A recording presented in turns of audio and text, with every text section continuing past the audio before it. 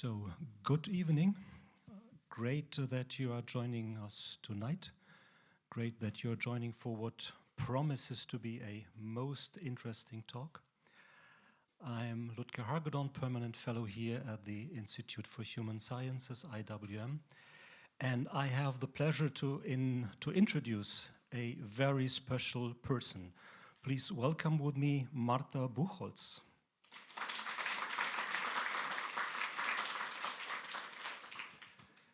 Marta is a sociologist, and so not so very surprisingly, she holds a degree in sociology.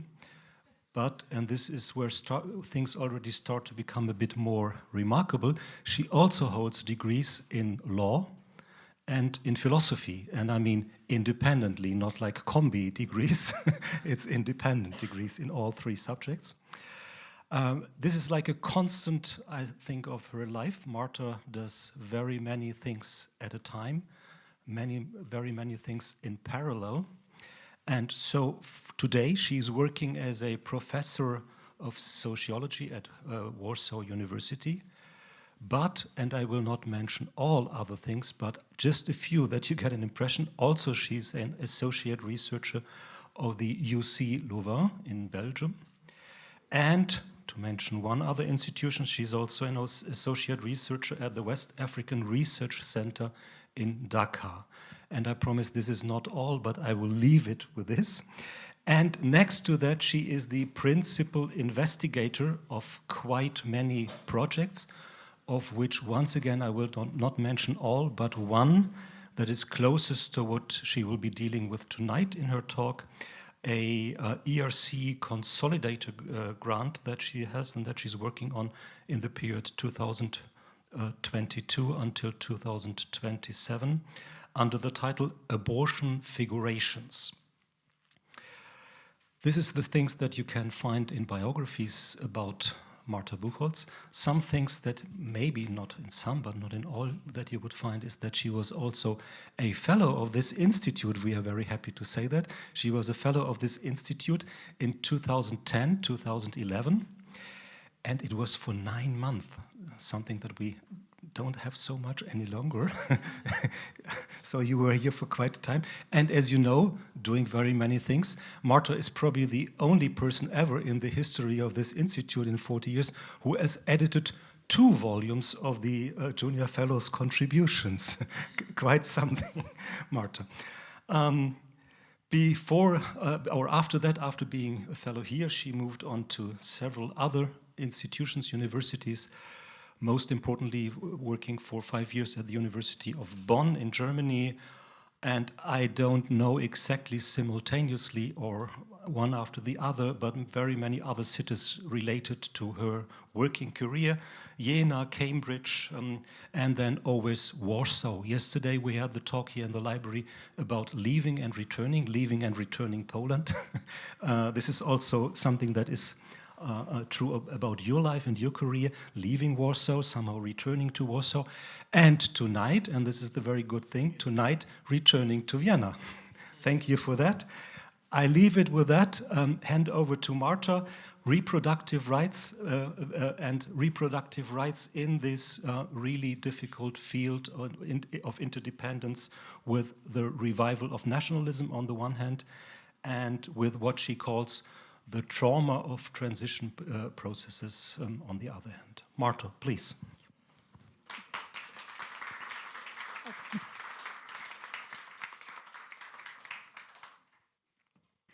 Thank you. Thank you very much, Ludger. Thank you for introducing me so kindly. And may I just say how wonderful it is to be back here and to be speaking from this podium. I never expected myself to speak from here as an invited lecturer. So it's a great honor, and I hope what I have to say will be interesting for you. It is a part of the project that Ludger mentioned, so the research I will refer to comes from the ERC Consolidator Abortion Figurations. It is an EU-funded project, so I am supposed to say that. But let me also state that there is no conflict of interest, so what I will be saying is what I deeply believe to be true, but I will be very happy to hear your thoughts on that. And what I will tell you is basically as follows. I will start with a brief vista from Poland, just to illustrate the starting puzzle that got me going, so to say, in this line of research. Then I will maybe try and work a bit more on the puzzle of how liberal democratic transitions do not always bring in liberalization in the sphere of reproductive rights. And then I will move to some explanations for that, starting with what I call the global contestation paradigm, and then moving on to less global and more local things that can also serve as an explanation.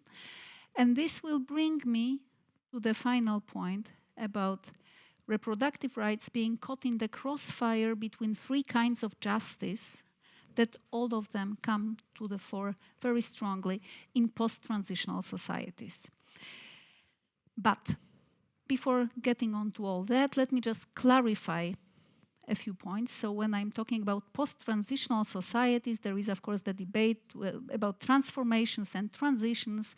And I'm trying to get out of a conundrum by just saying, okay, there is a process of a transformation when you move from a regime, and in my case, this would be autocratic and totalitarian regimes, and you move on to something else. And if the path you are taking is the path to the liberal democratic regime, then it is a liberal democratic transition, okay? So the transformation is a process, the transition is a path, so to say.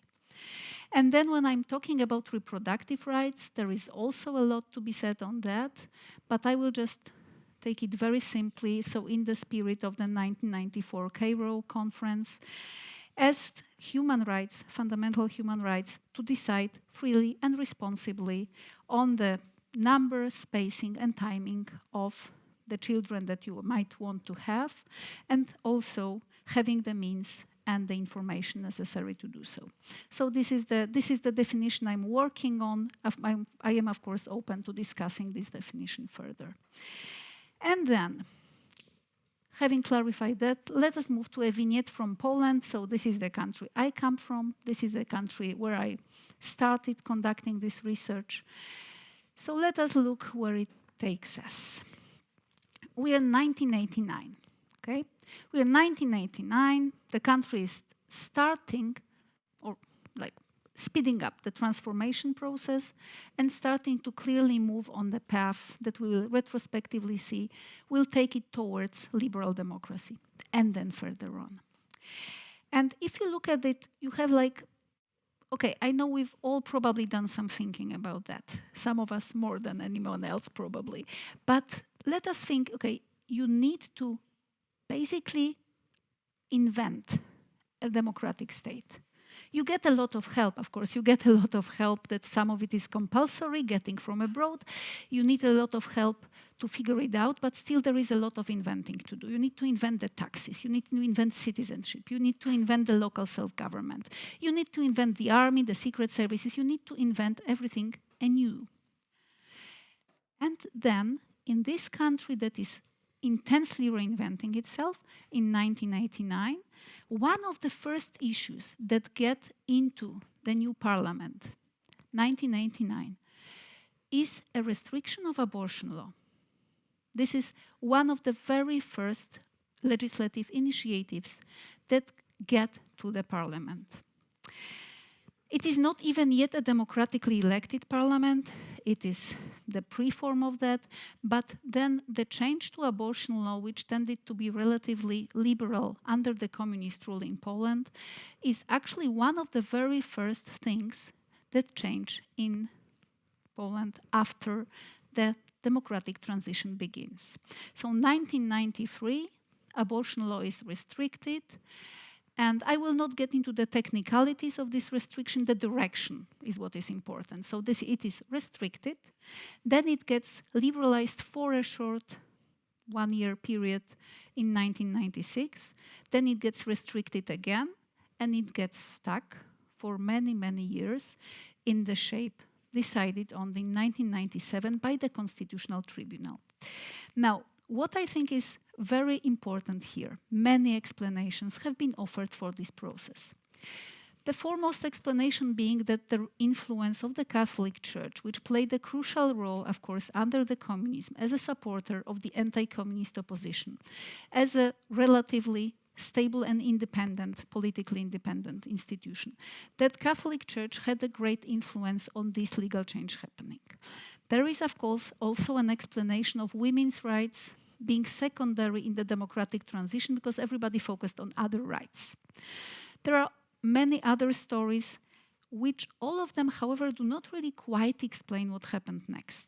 Because what happened next, let us move to 2020, is that you have a national conservative majority in power that has control over the Constitutional Tribunal, and this Constitutional Tribunal further restricts abortion law. And then there is no obvious political need for that you might have seen in the 1990s. There is no obvious impulse for this happening. Nonetheless, it is happening, and the part of the narrative offered to explain why this is happening is that it is a way to bring the transformation to an end, to make it more complete.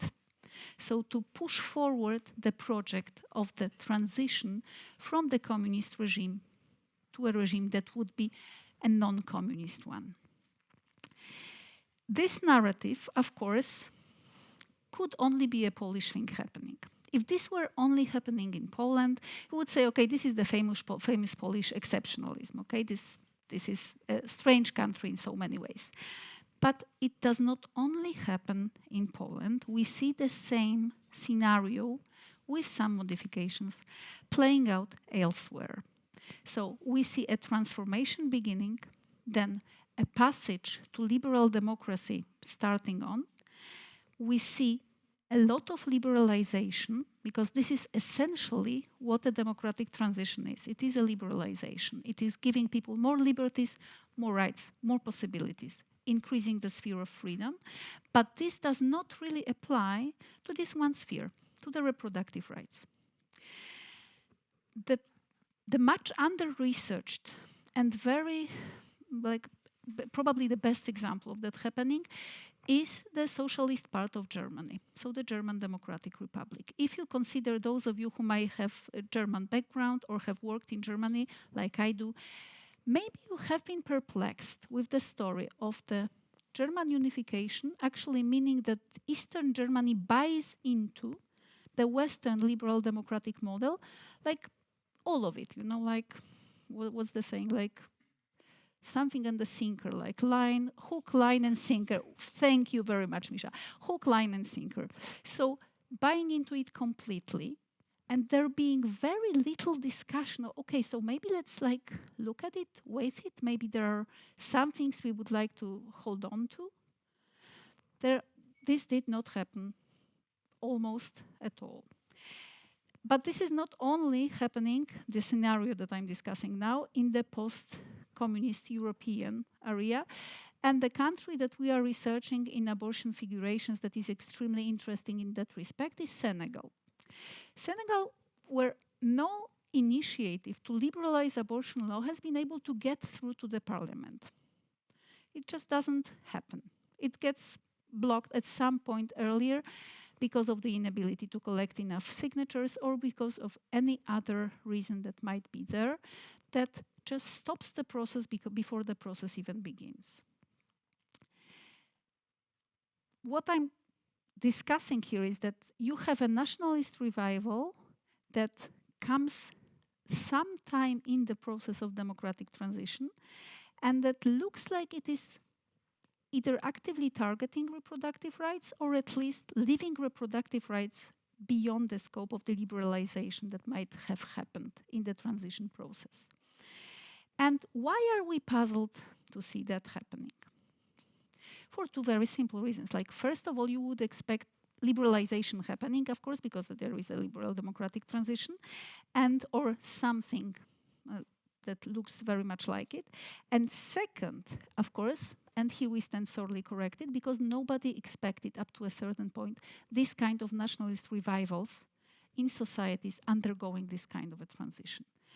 We have been disenchanted, those of us who ever believed that. So on the second point, there is no debate. Nationalist revivals are happening. And one explanation for them happening the way I just told you, I think they do. So by leaving these reproductive rights aside or attacking them actively, is what I call the global contestation paradigm. And of course, I am drawing here on the work of David Paternotte, who discussed the global anti-gender offensives and anti-gender campaigns as a framework under which to look at it. So if you think about this global contestation paradigm, the contestation of reproductive rights, then it would basically mean, okay, there is something like a conservative international. So whenever you look, there are political forces that are interested in limiting, restricting, targeting reproductive rights.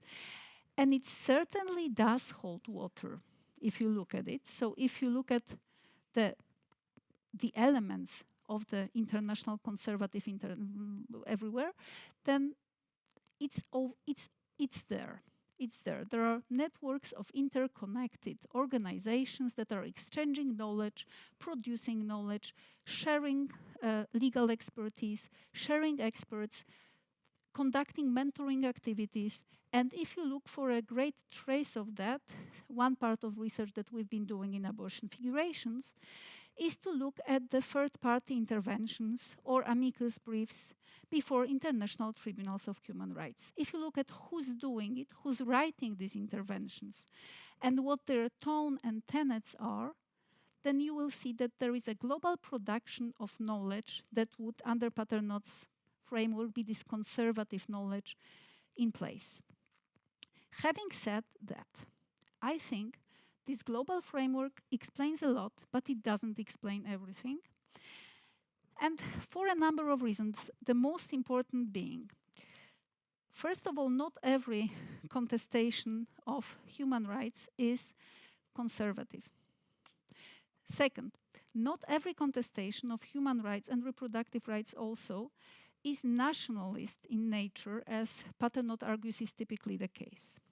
Then, there are also some forms of opposition to reproductive rights that have very little to do with religion that can be actually identified.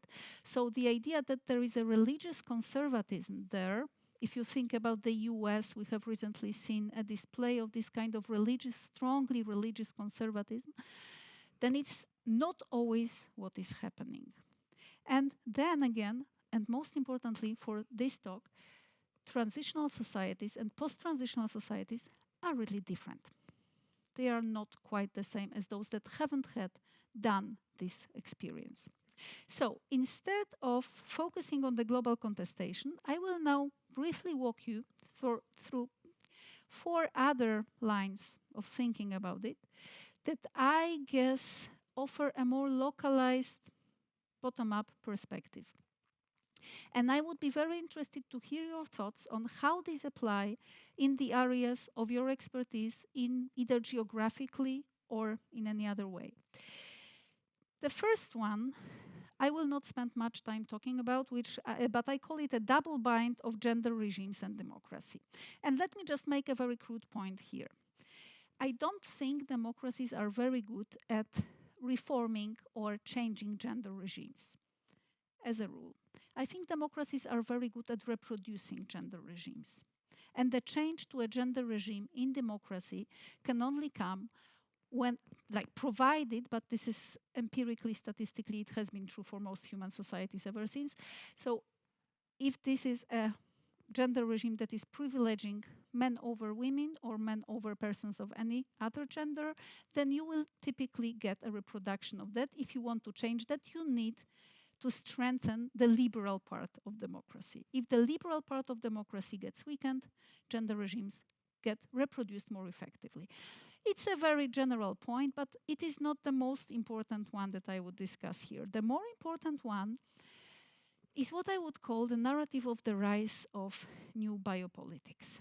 And this is about time coincidence more than anything else. So these transitions that we are referring here to here, which would mostly coincide with what Huntington thought of as the third way of democratization. These transitions tend to coincide with another transition, another line of transitions, which would be demographic transitions. And here, of course, I'm looking at Ivan Krastev, who I think made some excellent remarks on how this demographic imagination is entering the field of democratic theory, and it cannot really be separated from it anymore. And so if you think about transition societies that see themselves confronted with demographic change, when we think about the concerns they have, the concerns related to their being there, their being able to be there, and when we think about the redefinition of being there as a being there, not only of a society in any form, but a national component of this society, then you get a very strong, good, viable, politically plausible reason to restrict reproductive rights. And this is a narrative that you see happening over and over again in many societies that are confronted with some form of what they see a demographic threat.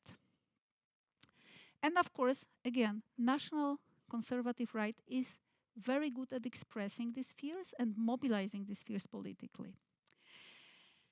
The third tension, and the example from my and our research in abortion figurations that is far from obvious in this case, is Honduras. Honduras is a state that managed to achieve a very interesting thing on abortion legislation. So it already had abortion prohibited. So in order to make it even more prohibited, it increased the constitutional majority that was necessary to get rid of the prohibition. So you cannot get a thing more prohibited than prohibited, legally speaking, like if you're a positivist kind of lawyer, but you can do something about it. But it's not that they did something about it that is most interesting. The most interesting is why. They did it because they felt threatened by the developments in the Latin American area, by the developments towards more stress on reproductive rights. And also, as you will probably many of you know, this is also the region of the world that works very intensely on reproductive justice, which is seen as an expansion, at least, of the reproductive rights agenda. So this was a reaction that got articulated also in the interviews that we have been conducting in abortion figurations, a measure for self-protection. This brings me to the third point, which is human rights related now. If you think about reproductive rights being a late arrival, a product of human rights development. So you have the last utopia, and if you like, the reproductive rights are the last utopia of the last utopia. So you have this internal tension within the human rights project. And now let me be crude again. Some countries have been there from moment one, okay, from moment zero, from the very beginning. Whereas some countries just arrived into the process at some point. So the later you arrive, the more complex the system you are arriving into tends to get. If you get into it in the 1990s, this means you already get a product of a long development with the tensions in it unfolding over decades. But you don't get to see them unfold as time goes along. You are confronted with all the complexity, all of it at once. And this is exactly what happens to post-transition societies, even though some of them, as the socialist societies, may have followed some idea of human rights, sometimes as lip service and sometimes as a political idea or ideological project. So this is not being confronted with something new completely. Nonetheless, it is a late arrival. And this being a late arrival makes you, so to say, susceptible for all kinds of diverse political mobilizations. And this is what you observe in debates on human rights. The best case in point to observe that are, of course, the debates on abortion. But reproductive rights are not only about abortion. Actually, making them all about abortion is simplifying the matter to the point when you lose some of the complexities. Because if you consider other kinds of reproductive health services and reproductive health procedures, and also if you consider things that have no relation whatsoever even to reproductive health medically speaking, but only to information about reproductive health, then you get a much more complex picture, which is, however, all of it marked by the said tensions. So being exposed to the tension is one thing, and the reaction to being exposed to the tension, this is the fourth point, the fourth narrative, is what is frequently called the capture or hijacking of human rights. And of course, this happens in so many areas, but in this case, it is hijacking the idea of reproductive rights as human rights for the case and for the cause of those who would not otherwise favor reproductive rights at all. Typically, the hijackers are thought of as national conservatives or nationalist populists who would just take human rights and tell you, okay, we stand for it. We are those who really stand for it. And it does not only mean, if you're thinking about abortion again, standing for some human rights that are cherished and endorsed as against some others who are not necessarily rejected, but they might not be weighted on the same scale. So not the typical right to life versus right to bodily autonomy, for example, or private life debate. It might be more complex than that. I might just give you one example from the recent parliamentary debate in Poland, when, to my utter surprise, it was a PM for the extreme conservative National Party who came to the fore and pleaded for a prohibition of abortion as a way of protecting women who would otherwise become prey of men, victimizing them and using the reproductive rights guarantees as a way of securing their domination. This is a very good example. I'm happy to elaborate on the argument that the person was making, but it was her it was a she MP, by the way. It was her making the argument that was very interesting, but it was also in the context in which it was made that made it frantically interesting to my mind. So there is this strategy of hijacking, capturing human rights, and it's hijacked or captured by the nationals. And why are they doing it? Very frequently, and this is the Hungarian point I think that needs to be brought in here. This was a part of the debate around the famous Hungarian heartbeat law, so the law that introduced a duty for a pregnant person to listen to the heartbeat of the fetus as a part of the legal, obtaining a legal access to abortion. And the part of the discussion was, okay, let us expand our agenda on human rights. So this is like bringing the very broad global discussion about the limitations of the Human Rights Project, again, into the context of reproductive rights in a post-transitional society. So as a post-transitional society, Hungary and the National Conservative Hungarian Right claimed the right to reframe human rights so that it fits the historical truth about the path that the nation has gone. So now I'm getting to my final point. So again, summarizing these four narratives that I've just very broadly with, like sweeping statements depicted to you. So the double bind of gender regimes and democracy, the coinciding rise of new biopolitics in post-transition societies, the internal tension, insoluble internal tension within the human rights projects, and finally, the capture or hijacking of human rights that is happening in so many interesting ways, involving so many interesting practices, legal, performative, artistic, what have you.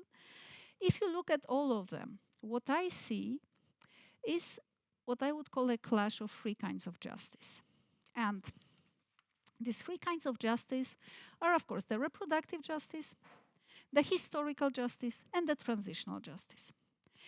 I'm using these terms to point out to problems more than like strict scientific concepts that have, of course, each of them huge literature behind them. So if I'm talking about reproductive justice, it is referring to a broad program of securing bodily autonomy, control of the body, control over reproductive decisions, control over reproductive health, and being able to do so. This was an emancipatory program, a self-liberation program, very important for black communities, for minorities standing under oppression, for post-colonial peoples. And this is a kind of justice that the national revivals are bringing to a new level. They are not talking about individual reproduction. They are talking about national reproduction. So they are going like an IR, international relations kind of reproductive justice. And it's a very difficult point to compete if you are at the same time arguing against the individualist bias of human rights, and if you're at the same time arguing that liberal democracy, well, should be strong on the liberal, but not too strong on the liberal because of the context in which the liberal came up, in West and elsewhere. Then, talking about historical justice, I am thinking about the ability to tell the story, how it happened, of the past, in your own words, with your own voice. So have your own vision of history and have it articulated.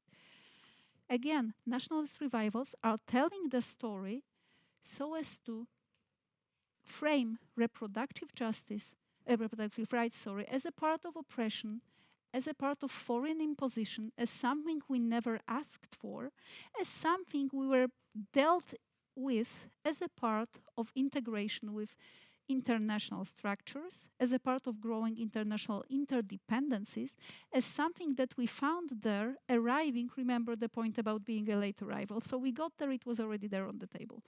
You will certainly know the narrative because it is reoccurring in many other fields. And then you have this point about transitional justice.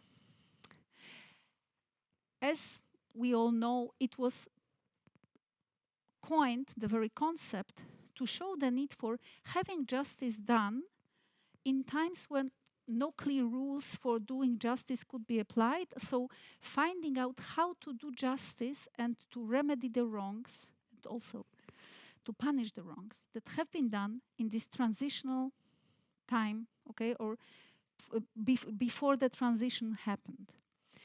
And then if you look at the reframing of the transitional justice narrative, then it's by the national revivals. I also would say this is about looking at the past and finding, locating the wrongs and finding the way to remedy them by changing the situation now.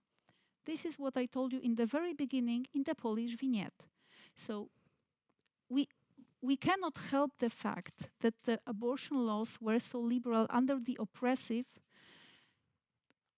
communist regime that was infringing on people's human rights, even those it recognized.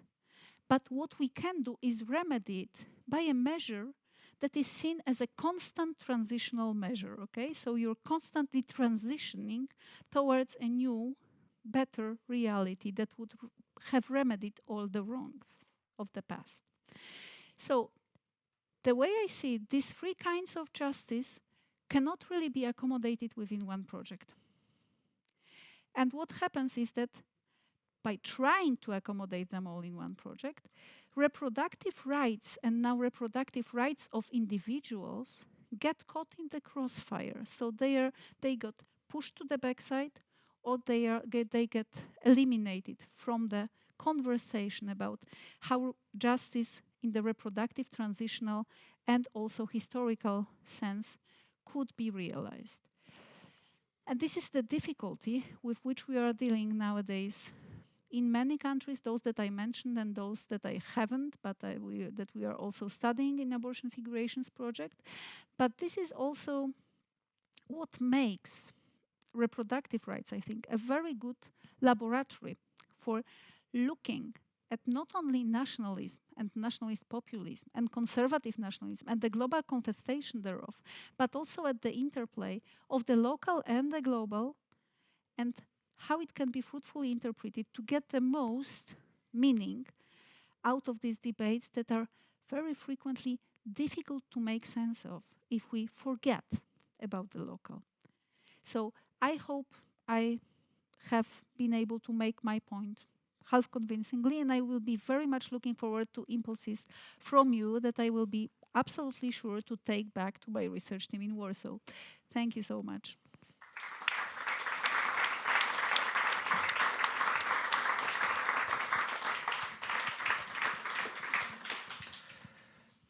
So thank you, Marta, for this great talk. And now at the very end, and also in between your talk, at some point you explicitly invited for comments and for different points of view. So I think there will be many. Before we come to that, I just want to open this talk with speaking about the two main issues that you were referring to, or this field of tension wherein you position the question of reproductive rights, namely nationalism or nationalisms in plural, and the what you call transitional or post-transitional societies. To the question of nationalism, as we all know, nationalisms are highly international. Not only that they know of each other, but also in the sense that they are inspired, orchestrated, funded by international networks, for example. In one of your articles, you say you hold that maybe there is not this one common thing that holds for all kinds of nationalism that we see, but you operate with this Wittgensteinian term of family resemblances. I mean, when you were at the institute here, you were, by the way, you were researching Wittgenstein, I remember. So this is still there. So you speak about family resemblances, which means there is not this one thing that all these nationalisms have in common. But looking at them as this whole group, we can somehow say they belong to the one and the same family. My question in that regard simply, I mean, isn't it that with the reproductive rights that you're speaking about, and this is not only the prohibition of abortion, but it could also be vice versa under different circumstances. It could also be forced abortion. It could also be sterilization. So the general biopolitics or bio-agenda, as you also name it, isn't that exactly the point that somehow really is a common trait for nationalisms? I mean, maybe I don't see all of them, but that could be a candidate, right? I mean, there we maybe come closer to a definition what all these nationalisms share. And the second point, to the question of transitional justice, post-transitional societies, very convincingly, I guess you say that for the countries of Central Eastern Europe, the battle about human rights is very much a battle about first generation human rights and then second and third generation human rights. So first generation human rights, civil liberties, freedom of speech, etc., these core issues. And all these societies during the time of communism, they could all agree easily, I mean, on that. But the nasty time starts afterwards, when it is about second and third generations questions of human rights, social, economic, cultural dimensions of human rights. And not only can these societies not agree on it any longer, but maybe that becomes the main battleground, in some sense, the main battleground of where these societies all of a sudden start to fight each other. But parts of these former united groups start to battle each other. Maybe also a few words about that, and also, I mean, once again, I'm not able to see this beyond Central Eastern Europe. You were speaking about Latin America, Africa. Do you see similar developments? And also, when you speak about transitional societies, very simple. What is the time frame of transitional societies? How long is a society a transitional society? I mean, very simple, but is it one generation, or how long would we call it a transitional society? Thank you. Sorry, it was maybe too many things, but no, these are. It was. I think it's also a framing of the talk. So these are excellent questions, and I did not talk about all of these issues here, but they are all of them discussed in the paper on which this talk is largely based, that has been published only recently in the Annual Review of Law and Social Sciences. So I think it should be open access. I definitely think it should be. And then coming back to the questions, first of all, about the family resemblance of nationalisms. That is a very tempting idea, to take the bio-agenda of nationalism as the core of the family resemblance. So if you would go like a prototype kind of idea in psychology, to take it as your prototypical nationalism is caring about the biological reproduction of the nation. And it can be done with so many various things. So it can be done with funding, for example, the in vitro fertilization very liberally, while at the same time making abortion difficult, or by subtly limiting the availability of sexual education, or by only making a point of the proper people getting proper number of kids, and this can be achieved, as we know, by forced sterilizations and forced abortions. So there are many biopolitical and biotechnical means that can be applied. I'm not sure whether I would go that far for one reason, probably, because it would make it very difficult to spot the similarity between contemporary nationalism that has all these means at its disposal and the nationalisms of the past, for which human reproduction was largely a matter that just happens as a part of the course of nature. Of course, it does not mean, as we all know, there were biopolitical means being applied, but they were not applied at the level of controlling reproduction as a biological process, or not that extensively. So I would maybe, if this family resemblance might got lost at some point in history, or we might work intensely on redefining it. But I do like it for the contemporary story, and it would fit in very well, of course, with the global contestation paradigm, because then it would make nationalism a part of the global contestation paradigm, the way that conservatism and populism are already definitely there, and religion, of course, and religious revivals. Nationalism, that there would be some missing link to nationalism, because nationalism is essentially at the same time international, as you said, and localized. So this would be a very good link, I guess. And for the battlegrounds of human rights, yes, this is definitely something that we do see. And the battleground is defined differently in different locations, and it's also about different rights that people are struggling. And it's not only related to the kind of transition the society is undergoing and how liberal democratic it is, and to the kind of economic transition. I haven't mentioned that, but this is, of course, the crucial context, the kind of economic transition that the society is undergoing. But if we look at, and a very interesting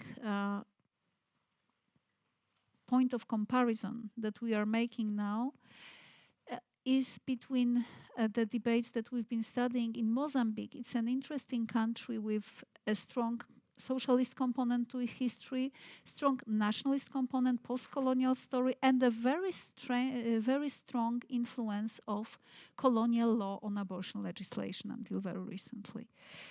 And this is actually incredibly interesting when we are interviewing activists in Mozambique about reproductive rights, about abortion laws.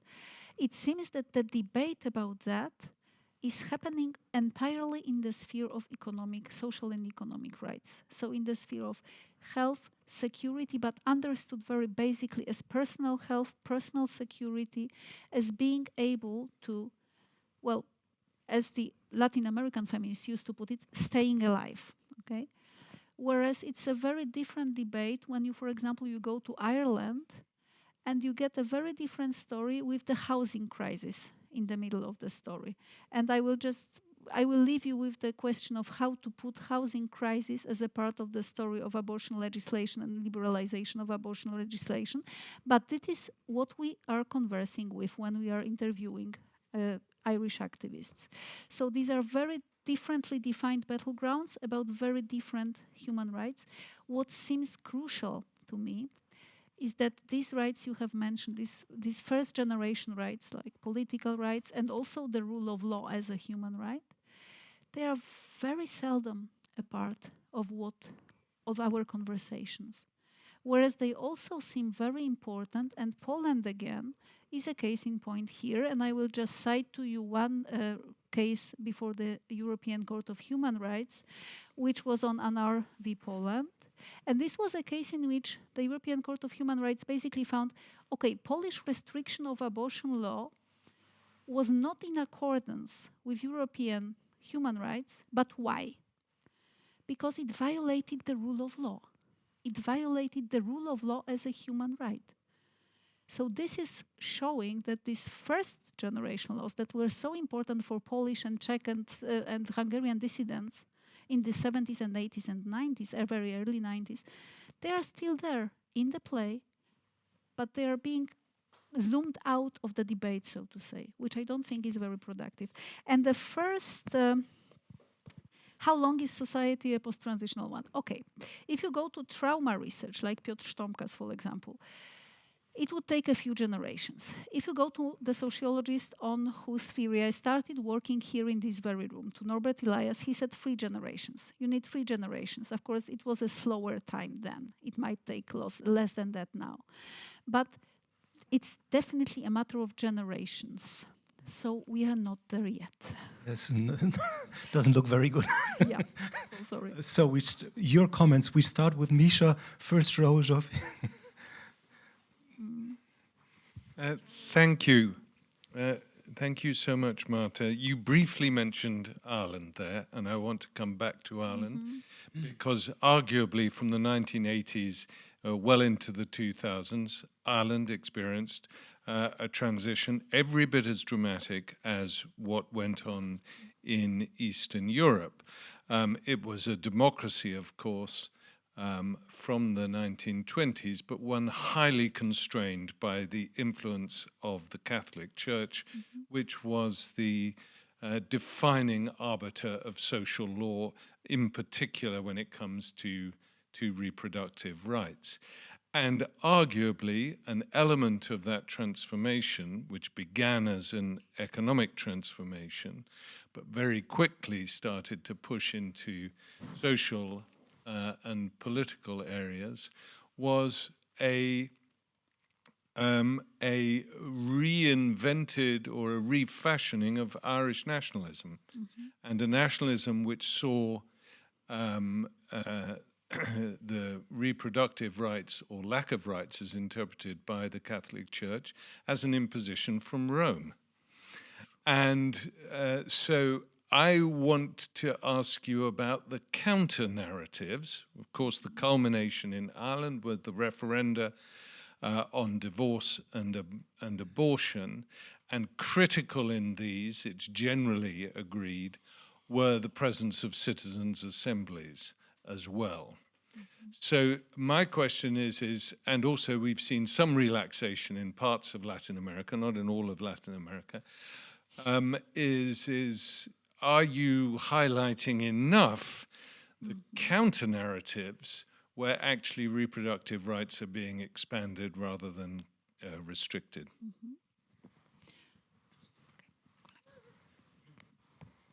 Okay, I will speak about Polish context because of Polish exceptionalism, or because also because I know most about it.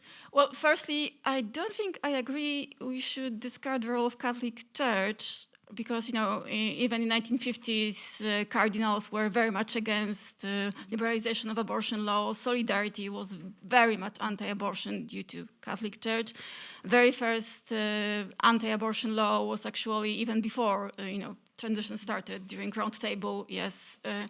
And it was provided by the experts of Polish bishops. Then, John Paul II, who had borderline fixation on reproductive rights and was very strong influence. And then the last time we had, in the early 2000s also, Poland had a chance to liberalize abortion law, but it was a time when we applied to European Union and we needed the church to push the referendum. So Catholic Church was always there, I would say. Second thing is like more practical, maybe because I'm a journalist, and Poland, abortion in Poland is like Schrödinger's abortion, I would say. It's like simultaneously is there and isn't there, because our law is very restrictive. We have a ban with 2 exceptions. One exception is health and life of woman, and the second is rape and incest. but abortion is very much accessible in Poland, and it has been from the very beginning. Main reason is that Polish law doesn't punish women for her own abortion, so you can, and one activist actually did it, take abortion pills in TV, and, you won't be punished for it. If you have 500 euro, Slovakian clinic have websites in Polish, and if you don't have, it's 75, you order pills, and, that's accessible. Even Jarosław Kaczyński, who was a sole politician responsible for restricting abortion law, would say, but, I don't think this restriction restricts women's rights, because every reasonable person knows that you can do it abroad. That's what he actually said. So, if even the person who was responsible for restricting abortion law was cynical about it, and I took part in those protests in 2020, and I remember people around me, and they were in their 20s, and Roundtable was for them about as far as Christianing of Poland, right? So my question is about this transitional justice, remedying wrongs from the past. I mean, for whom are those wrongs remedied? So I think we give you a chance to react. Yeah, thank you. These are like some heavyweight questions, okay? For whom are we remedying the wrongs? Great, thank you. So starting with Misha's question, yeah, definitely. So if I created an impression that I'm offering a causal explanatory scheme here, this was not what I was doing. I was offering an interpretation of what is happening that I think allows to answer some questions that are not quite satisfactorily answered by the narratives that are at hand. This does not mean that no counterexamples could be offered. And apart from Ireland, well, this is actually one of a very interesting way of framing Roman Catholicism as something that makes you dependent from Rome, which is a foreign country. We did have that in Poland very strongly in the 16th century, I think. But from then on, it was mostly on the anecdotic level, mostly, if not only.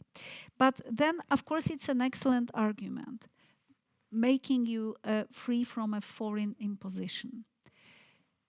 Interestingly enough, that is true that Irish nationalism is not going the same path that Polish nationalism does.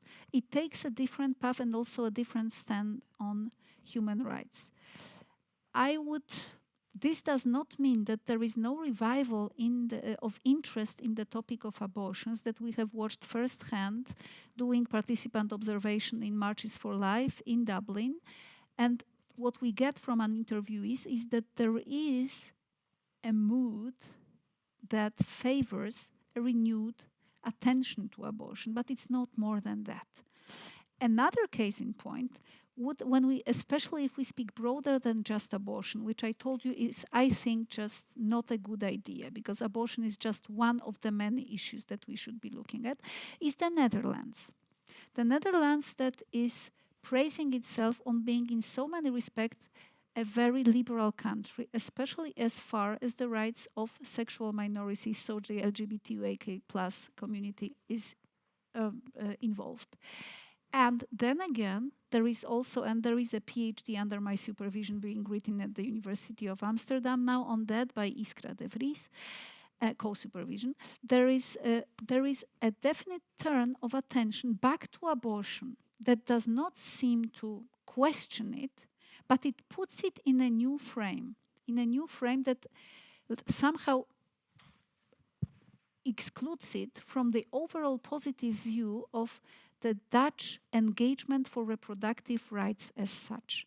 That's an insanely interesting discursive operation being done there, and it's also a part of Dutch nationalist movement that strives to stress the identity of the Dutch as a very progressive nation. Well, progressive, but in a certain sense of progressiveness, in a certain specified meaning of progressiveness. So it might be more about redefining what progress is in these matters. And another case, again, a very different one, would be Mexico.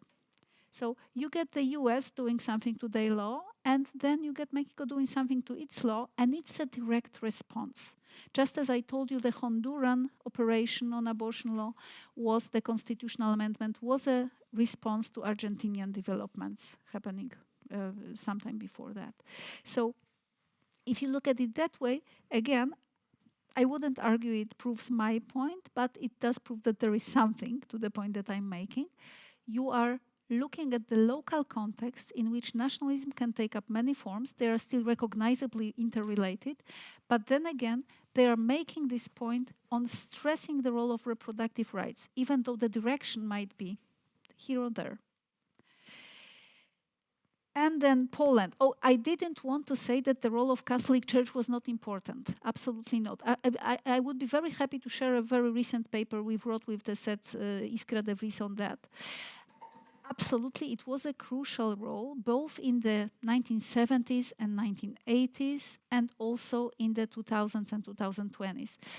It's just that I think, whereas it might have been a good explanation of what happened in 1989, so the enthusiastic popular initiative to have this law changed, that the Catholic Church was targeting systematically for many decades.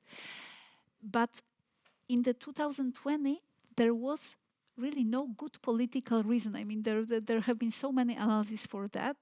There was no good political reason, and of course there have been some arguments made that it was actually a liability more than a gain for the then governing party. Regarding the point about Schrödinger's, this is great, Schrödinger's abortion, you are absolutely right, of course, and it's not only the case in Poland. Traveling for abortion, there was even an ERC project on traveling for abortion in countries where abortion is not prohibited. But the gestational ages are so structured that traveling for abortion becomes a necessity in some cases, or a choice in many cases.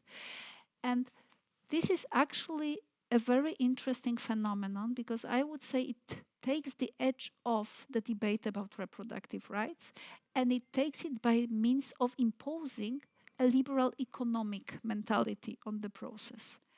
And there is also a jurisprudence of the European Court of Human Rights on that, by the way, saying that since from Ireland you could easily travel to the UK for abortion, there was not much problem, and the Irish abortion law was within the margin of appreciation. But coming to Jarosław Kaczyński now, I would say, and this is a point made by my colleague Małgorzata Jacyno, that there is a lot of economic liberalism in what PiS is doing and thinking, apart from there being also a lot of socialism in what they are doing and thinking, of course. And Jarosław Kaczyński advising people to travel, to pay and travel and have done what they want, but not in my backyard, is essentially that, I should say. Thanks. So I have seen 3 more people, basically at least 4. First was Ivan Vejvoda, please. Thank you very much. Thank you, Marta. That was extremely inspiring and broad. I liked your interplay of global and local and understanding local context. And I respond to your invitation to talk about other examples. And I come from the former Yugoslavia, now from Belgrade, Serbia, where, as you know, we had the right to abortion since 1974, but even right after World War II. And I would say that because, to simplify, the very important role that women played in the national liberation movement. Fast forward to today, the Yugoslav exceptionalism, which brought many very bad things, a war, an implosion, and 7 countries coming out of 1 country, all of these have kept their abortion reproductive rights. Even Croatia, where there has been a backlash and doctors are refusing to play that. So with all the crazy nationalism, populism, identitarian, nativist politics, this has not been an issue at all. So I'd like your comment on that and whether you're looking at that, for me, at least in our neck of the woods, strongest counterexample. Can we take 2 together again? Yeah. Yes, please. So Ivan Krastev. Thank you very much. It's very interesting. My question is really the 1989 the starting point? if you decide not to go from 1989, you're going to see, for example, in Romania, Ceausescu period, abortion, anti-abortion being critically important. Then I'm going to give you an example of a very abortion-friendly nationalism, China's one-child policy. Having abortion is patriotic. I'm saying this because in a certain way, in my view, the interesting story, and it could be also the effect of the Catholic Church in Poland, is not that they so much defined the abortion restrictions, but basically didn't allow the previous communist government to go this way. Because when you have East European societies in late 1970s and 80s starting to struggling with certain demographic problems and so on, the Romanians immediately went one of the most brutal type of abortion policies. The interesting question is why the communist regimes didn't do it. And in my view, it's interesting exactly your local story, why they didn't do it in Poland. By the way, why they didn't do it in Soviet Union, where the level of abortion was extremely high. So for me, if you're going to go before 1989 and try to see it as a kind of a different type of a discussions, probably it's not going to be totally in terms of rights, and then it's going to help you how the language of rights is changing this. So thank you.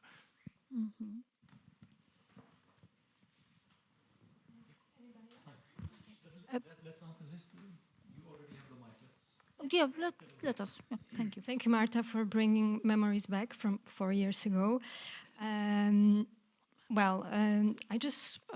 There is one thing which I'm not sure I understood well, and I would like to elaborate a bit on this just out of curiosity. You were saying something about pushing forward the transition to the end, and this is what Tribunal did like 4 years ago when everybody was, wondering why did they, take this law from the freezer now, and there are like theories of activists and people involved in protests that it's just they just want to draw our attention to this so that they can do their dirty stuff, while everybody's rallying. So it was really like instrumentalized way of actually, pushing people's frustration, and it was not even anger; it was rage towards something so intimate and controversial and so on. And this is what I was thinking. That's why I don't understand, because what about this pushing, transition forward to the end, because the voices I heard back then was like, okay, we are actually. It's a step backwards, and we are, the same in the US. It's like, okay, it's a part of Agenda Europe. It's not only in post-transitional or post-transformation countries in Eastern European CEE. But as you mentioned, the Netherlands already, the same wave of conservatism is actually going through the whole Europe. And I actually also wanted to bring up the example of the Netherlands, where actually anti-abortion, anti-productive, reproductive rights. Sorry, it's been a long day. Reproductive rights. It was really in the rise when I used to work there as a journalist. One of my colleagues in the magazine, she was actually following this up, and for me it was also like really puzzling that it was happening in the Netherlands. So it was like 2019, 2018. So I was thinking, okay, what about if we go more to the east? Yeah.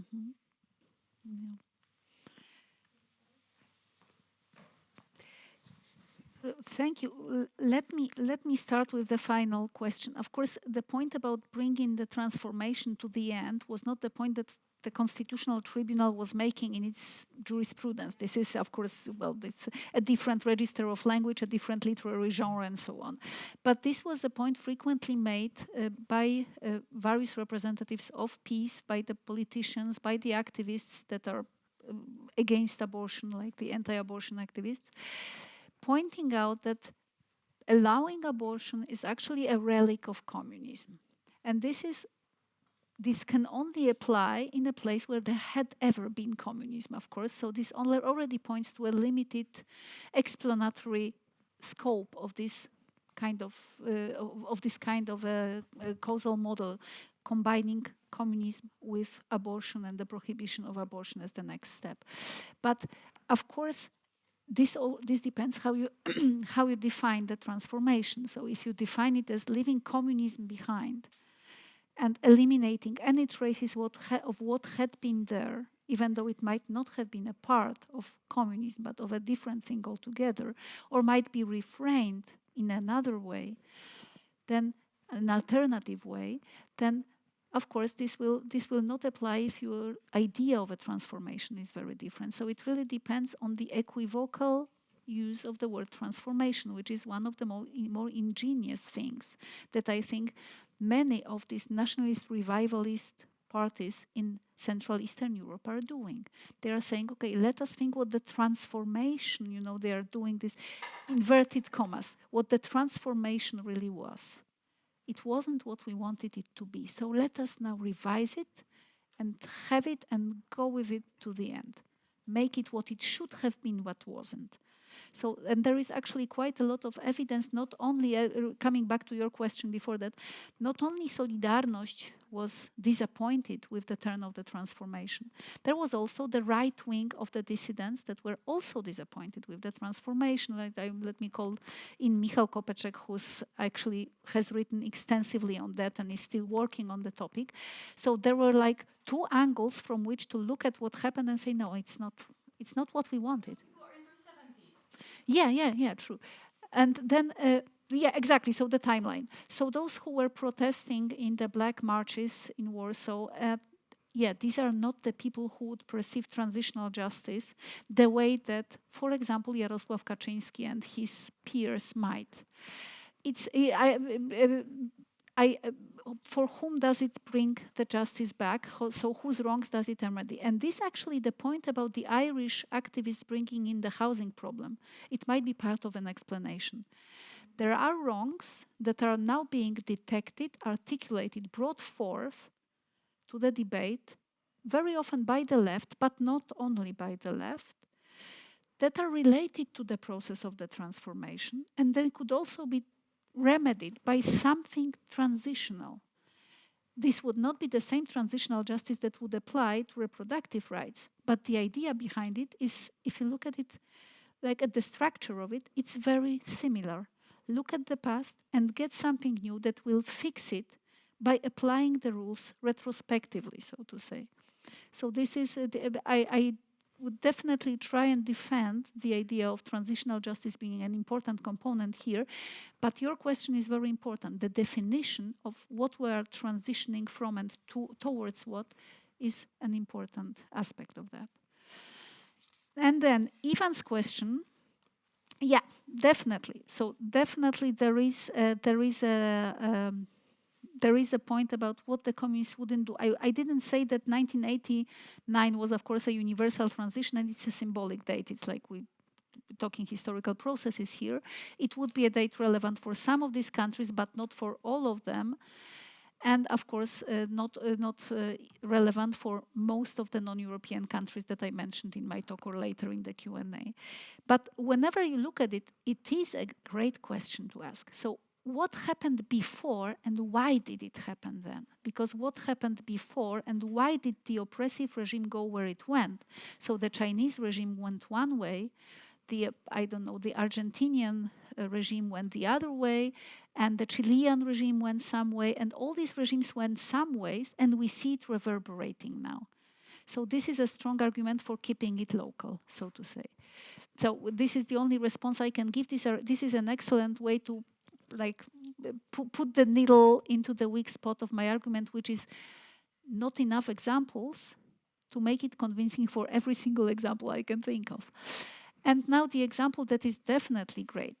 So why is it great? It's not like the German Democratic Republic and the German Federal Republic, because this was like a a merger and acquisition, and some would say it was even like a hostile kind of a takeover.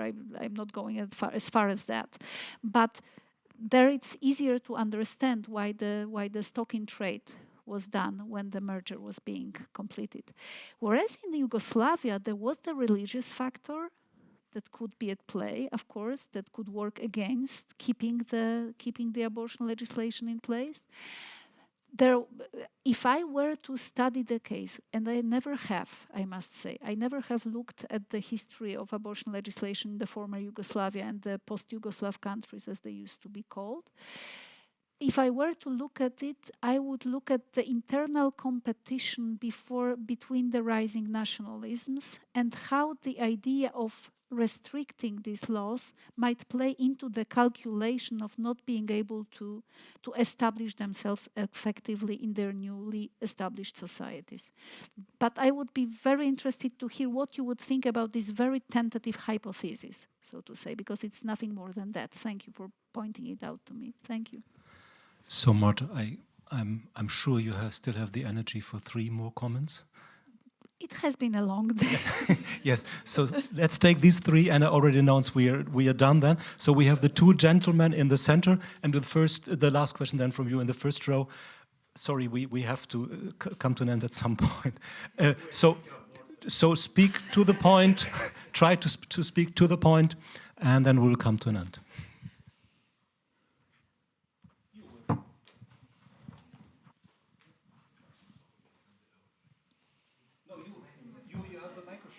Okay, well. No. Okay, very well, thank you. Ivan and I just a moment ago were having a conversation on France and the United States, and there nationalism is pretty obvious in all its shades. It's in the public, and so it be.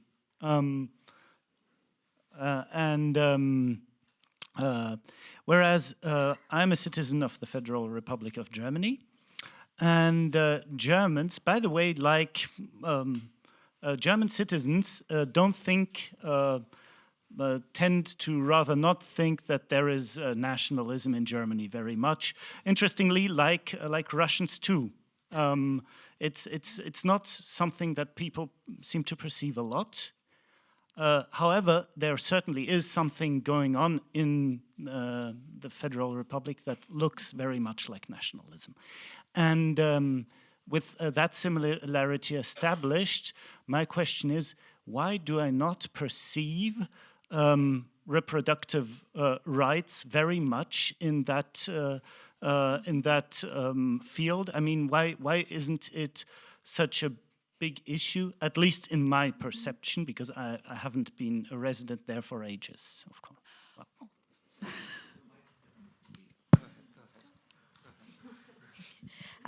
Thank you for the talk.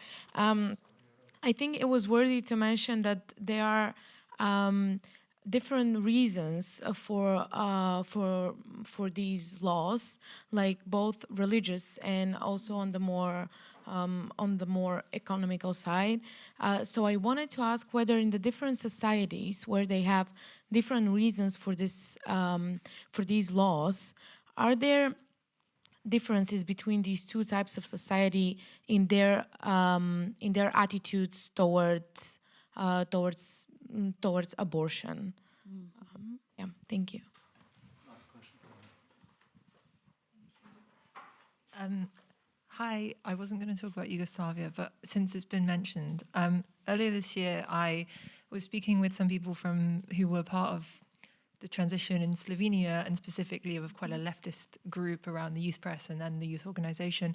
And I'm not used to abortion being in the conversation, and it wasn't me that raised it, but 3 men independently raised abortion as something that they felt frustrated about during the transition, because although they didn't get rid of abortion, there was, when they were rewriting Slovenia's constitution, it was put before the parliament. They did water it down. And for these men, even though it hadn't fully succeeded, they felt that it was a betrayal of the project they'd set out. And one of their daughters is actually now in charge of the European My Voice, My Choice, or that. So it's come full circle. But I just thought I'd mention that it was they brought that up independently to me as something that frustrated them about the transition in Slovenia, the success case of Yugoslavia. I had a question about the project, which was whether, if you're doing comparative stuff, are you also working on a local lens? Because, for example, in Croatia, you have the same legal framework everywhere, but you can easily get an abortion in somewhere like Split much more easy than in Zagreb because of conscientious objection. And I'd be interested in like what factors cause that. But then my kind of main question is just, I went to a talk the other day and it was about Africa and security, and somebody said, you know, human rights are this pyramid and gender is, you know, at the top, like it's not that important, but the main issue concerning Africa is demography. And the main issue, you know, concerning Europe may well be demography in the other direction. But he seems to think, oh, human rights, women's rights especially, that's just like gender lens stuff. That's not really relevant to us. And I kind of said, you know, Ethiopia got the birth rate down half by liberalizing abortion and increasing reproductive rights. Like, you can't tell me this is something that should be completely devoid from the security setting. And I'm genuinely scared when you have people talking about demography so much, but not human rights at all. And I just wondered how you would introduce it into that conversation, because it seems to me like a lot of people, they don't, like a lot of people who are centrist or left or liberal, they just don't want to talk about reproductive rights as policy because that should just be an individual choice. But I think we have to. So I just wondered how you would do that. Thank you. Thank you. Right, let me start with the first question. Incidentally, mentioning France, we didn't talk about France, but it's definitely a country we should have also dedicated some attention to. So if you put abortion in a constitution, this does tell you a lot about the state of debate on it, just briefly. And now on Germany. I mean, maybe Germans don't see it that way, but everybody else does. So that would be the shortest response. And as opposed to yourself, I am a resident of Germany. So I'm not sure, I wouldn't maybe like push back a little on that. But in general, of course, research shows that this is not something Germans worry about, like the rising nationalism. But if you're mentioning reproductive rights, let me first point out to the eternal difficulty of moving any further on the criminalization of abortion for so many years in Germany. And then Alice Weidel has gone on record quite a few times discussing reproductive rights in a way that would be very much in line with the first kind of heuristics, which means there is a nationalist revivals and it tackles reproductive rights in order to restrict them. So I would say there would be some evidence to show that it's also happening in Germany, but then there might be a more general point, and I'm almost afraid to make it because again the counterexamples could be called in, so many of them. There is a matter of size and diversity, the internal diversity, structural diversity of the society, and also its size. Some societies are very small and very diverse. Some societies are big and diverse. Some societies are big and not as diverse structurally, and you get a different kind of discussion always. So this would be my very short reply to the very complex question of Germany and reproductive rights. And then and this partly refers to the regional differences that you asked about. This is something that we definitely are covering, sometimes because we know it will be relevant, as it is, for example, in Poland, where you have huge differences between regions in the number of abortions performed and the availability of legally allowed abortions. And sometimes we find out the hard way that we should focus on that more. And this was the case of Argentina when we grossly underestimated the regional differences between, say, Cordova and the coast. And this is something that we are looking into now in terms of access, even if it does not really have an effect on the legislation itself.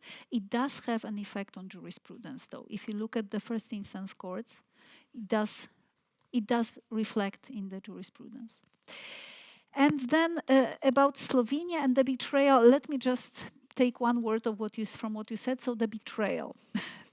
the idea of the betrayal of the transformation project. You can feel betrayed like the left does, you can feel betrayed like the right does, you can feel betrayed in any other kind of way, but you can feel betrayed about the project and react to that. So maybe this would be a better, more general framework, how people feel betrayed, and reproductive rights are the field in which their sentiment of having been betrayed is playing out.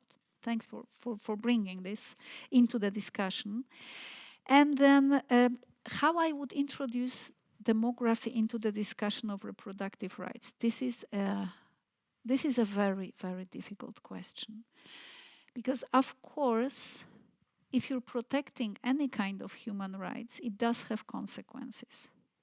It has the consequences that you can account for. It does have the consequences that you cannot account for. And it looks to me, I will not elaborate in it very much more here, happy to talk it over the wine and cheese in a second. I would just say it's like, you know, the Ottawa Convention, like the Landmines Convention. Of course, you know what happens if you start installing landmines. Nonetheless, people will tell you, okay, it can sometimes be justified. Okay, how do you tackle a discussion like that? It's a very similar kind of a discussion. There are consequences. And then, for the different reasons, and there are the hypotheses, and there is some correlational evidence for more religion generally making it more probable that there will also be more restriction to reproductive rights. You know, the weakness of the correlation is that it's just that.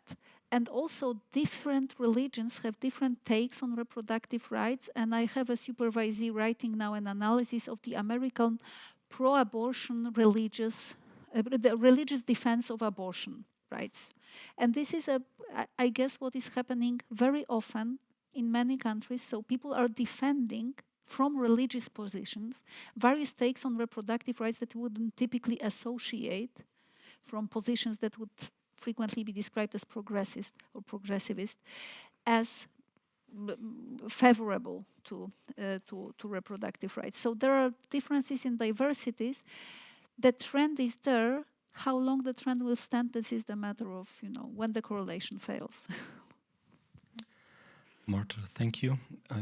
You rightly said it has been a long day.